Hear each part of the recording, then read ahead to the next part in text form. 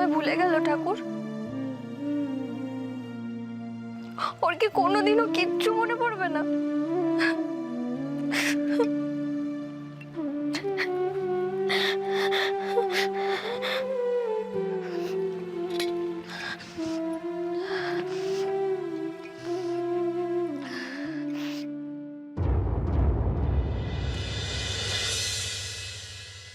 বলছি, বন্নির গেস্ট রুমে কোনো অসুবিধা হচ্ছে না তো? ওখানে সব ঠিকঠাক আছে তো? দেখো, মোহর যখন সমস্ত কিছুর ব্যবস্থা করে দিয়েছে, আমার মনে হয় না ওখানে ওর কোনো অসুবিধা হবে বলে। কিন্তু তাও একবার দেখে আসতে পারলে। কোনো প্রয়োজন নেই, তোমার ওখানে যাওয়ার কোনো প্রয়োজন নেই। আগে সিচুয়েশনটা একটু সামলাক, তারপর দেখা যাবে। আর আফটার অল ও এখন রেস্ট নিচ্ছে। বলছি, থ্যাংক ইউ। থ্যাংক ইউ কেন? মৌনিগ্রাম থেকে ফিরে এসে আমি ঠাকুরের কাছে কত প্রার্থনা করেছি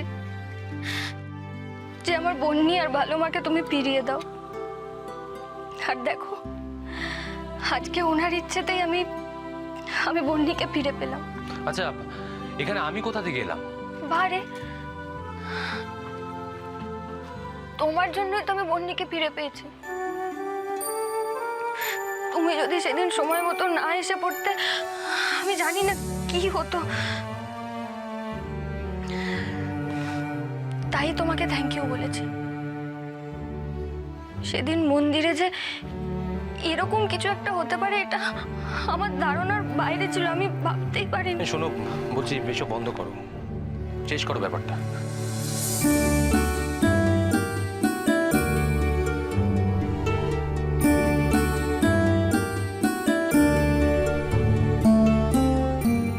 তুমি কি এখন কোথাও বেরোবে?